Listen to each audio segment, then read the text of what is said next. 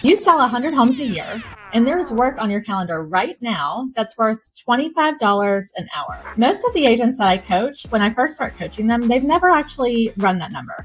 They know their closings, and because of how the industry celebrates, they definitely know their volume. Almost none of them know what 1 hour of their time is worth.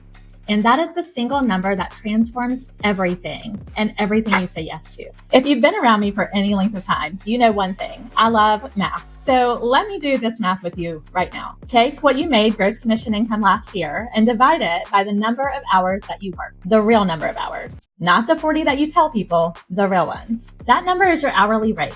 And I want you to say it out loud right now and write it down before you watch one more second of this video. Now think about the one thing you do every week that is not the main reason your business is successful, but you do it anyway. Let's say it takes you about 3 hours, and sometimes it might fall on a Sunday or a day or a time of day that you know it is not in alignment with your values to be working to begin with. Let's say it takes 3 hours. That is 12 hours a month and 144 hours a year. Now multiply that times the hourly rate that we said you're worth currently. That's how much money it is costing you to keep doing it yourself. Now, let's ask what somebody good at it would charge every week to handle that task themselves instead of you. The second number is going to be so much smaller than the first. It's going to make you a little angry right now. I know you're going to be mad at me. I'm used to people being mad at me when we have this conversation. It's totally fine. That is the point of this entire video. So hang out here with me for just a few minutes. Last week, I had a version of this conversation with several women, just slightly different variations. They're in different markets. They have different businesses. A couple of them are highly profitable solo agents, and one runs the number one team in her market. All of them are at the very top of what they do in their area. Every one of them walked me through her week, and every week had the same shape. The listing appointments were there, check.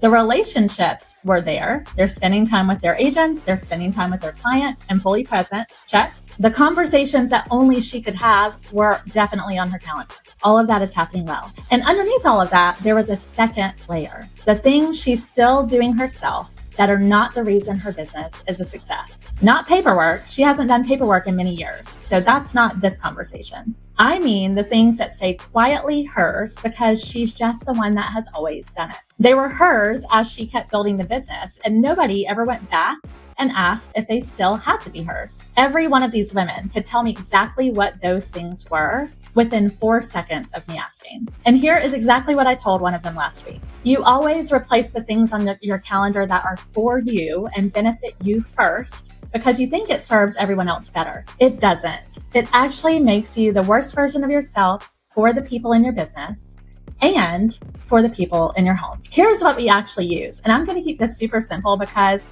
you don't need 10 million frameworks. Everything gets one of 3 things. You do it, which means you do it now or calendar when you're going to do it. You delegate it, which means you either delegate it to an existing person in your business or you start making your job description. Do it, delegate it, or dump it. 3 questions will help you choose which one. Number 1, is this my talent? Not can you do it, you can do anything. Is this your talent is a listing appointment that nobody else on the team was going to win? It's the relationship that you have had for 11 years. It's the conversation that saved a closing that was super close to falling apart and no one else could save. What is all of that worth an hour financially? If we're just black and white in the numbers, what are those things worth an hour? Now compare it to the number that we just figured out. And what does this do to your energy? Almost no one talks about this one. We talk about dollar per hour. We can think about how much things are worth. No one pays attention to what energy it gives you or what energy it drains from you. Some work fills you up and some work empties you out even when you are excellent at it. And maybe over the years, everyone has looked to you and said that this is your gift zone, even though it drains you every single time you do it. Being good at something is not the same as it being good for you. Let's repeat that. Being good at something is not the same as it being good for you. Do, delegate, or dump. Effort adds, capacity compounds. Handle it yourself this week and get 1 week handled. 3 hours in, 3 hours in, 3 hours of workout. That is addition. And it ends the moment that you close your laptop. Hand it to someone and you never do it again. Not this week, not this year, not when the business is doubled. Hand it over now. That is not working harder. That is one decision that keeps paying you and creates an opportunity for someone who's great at it. What I know about you, if you're a fan of Reflect Like a CEO, is you have leaders around you, not followers, leaders. You hired them and you developed them and keep developing them. And some of them have been waiting a long time for you to hand over something that actually matters to the business. When you keep it, you're not protecting them from the work. You're keeping them from one of the things that would grow them. And make sure you hand over the highest leverage thing you need help with the most. Not the easiest thing to explain, the one that actually costs you. Something else that I say on almost every call, winning the day has 5 parts to it, not 20, 5. If your list has 20 things on it, you did not make a plan. You made a wish, and then you built a day you could never win. And here is the question I really want you to think about this week. What percentage of your day were you joyous? I want you to revisit that each day during your wrap-up time. Not productive. Joyous. Ask it honestly, write the number down, and work on raising it. That number tells you far more about how this business was built than your production number does. You were never called to have every single answer and do every single thing.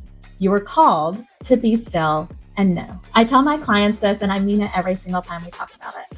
The most important thing for me is that you're present with your kids, you take care of your health, and you take care of your spiritual life. The rest of it works out. Because you, my friend, are the kind of woman that makes it work out. Because God is using you for really big things. And those 144 hours, that's just not some abstract number we came up with today. That is a season of somebody's childhood, and you get to decide right now what that time gets spent on. Not after this closing, not after the next perfect hire, today. Some of the women I've had the opportunity to coach over the years are not only a mom, they're grandmothers now. And the one common thing that they have to say is how fast the time goes. There's nothing left for you to prove in this market or to anyone else in the industry, which is exactly why you get to stop waiting. One thing this week, you're not going to build something new. Write down everything that you did last week that was not your talent.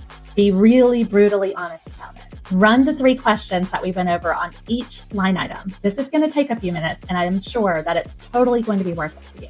Think about my talent, my dollar per hour, and my energy. Is it my talent? Is it in alignment with my dollar per hour value? And is it good for my energy? Then mark each one. Am I going to do it, delegate it, or dump it? Take the delegate list to one person this week, and then ask her if she wants it and how we can incorporate that into her job description. Oh my gosh, I think you already know what she's going to say. And confidence does not come from how you project to other people. It comes from making a promise to yourself and following through with it, which is what you're going to do today. So make this one small and keep it. Your capacity is not missing. It's already committed. It has been committed for years to running this business in a way that it was good for you at the time and isn't anymore. It made complete sense in the season you were building it, and now that season is over. You already built the thing. And you probably missed out on a few moments, but that's okay. You can go be present now. I am your number 1 cheerleader. I was actually a cheerleader in high school, and I'll be your cheerleader every day now. If something hit home, subscribe and save an hour for yourself every Thursday. An hour to listen, reflect, and take action. And if you thought of a woman while you were watching this, go ahead and share it with her. Another one selling at your level and raising kids while she's doing it. Send it to her. And then save that hour together. Presence and profit. Today is Sunday. Promise me you'll go live your legacy now.